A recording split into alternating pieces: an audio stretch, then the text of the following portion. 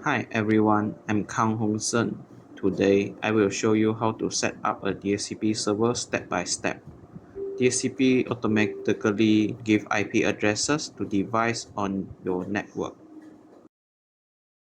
First, enable the second network adapter in VirtualBox setting. Set it to internal network mode. This creates the private network where our DHCP server will operate. Now, opening the terminal on our Linux server. We will begin by updating the system's package list with sudo apt update. This ensures we have access to the latest software version before installation. After updated, we now install the DHCP server by command sudo apt install isc DHCP server. This is the standard, reliable DHCP server used in most Linux distributions. When prompted, confirm with Y to proceed with the installation. Now, let's configure the DHCP server by the command sudo nano /etc/dhcp/dhcpd.conf. We will modify several settings. First, change the domain to local.lan, set DNS servers to 8.8.8.8 and 8.8.4.4. Confirm these times to 600 second default and 7200 maximum. Uncomment authoritative to declare this the official server. Now, at the subnet configuration, define network to 192.168.1.0, IP range to 192.168.1.5 to 192.168.1.10. Gateway to 192.168.1.254 with correct subnet mask and broadcast address. After this, save with Ctrl-O, then enter and exit with Ctrl-X. This will tell DHCP how to manage our network.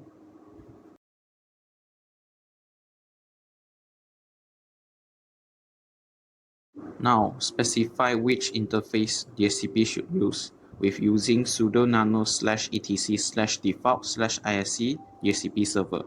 Look for the line that says interfaces v4. That's our internal network adapter. Set it to ENP0S8. This tells the DHCP service to listen only on this interface. Save with Ctrl-O, enter and exit with Ctrl-X.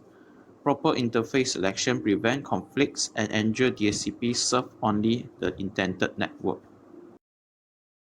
Now, let's set up the server's own network connection. Type sudo nano /etc/network/interfaces. This file manages all network adapters. Inside this file, I'm adding the configuration for our interfaces. I'm keeping ENP0S3 in DHCP mode for internet access and including the important line source/etc/network/interfaces.d/star to enable modular interface management.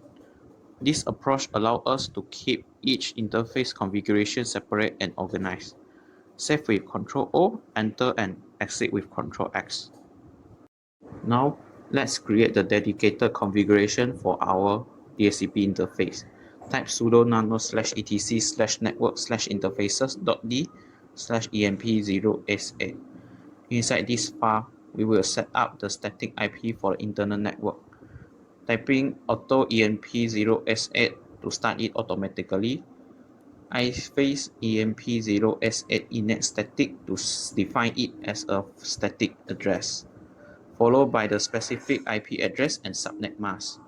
This gives our server a permanent fixed address on the network it will serve.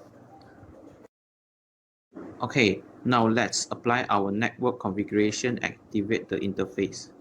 First, restart the network with sudo systemctl restart network manager. Then, Android interface is ready by typing two commands. First, type sudo IP address add followed by our gateway address to the ENP0S8 interface.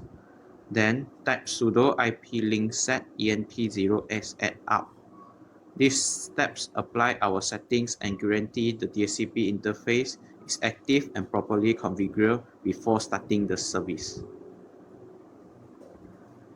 Now we're almost done. Let's verify our interface configuration first. Type IPA. You can see it now. ENP0S8 has our gateway address correctly assigned with the /24 subnet mask. This confirms the network setup is ready.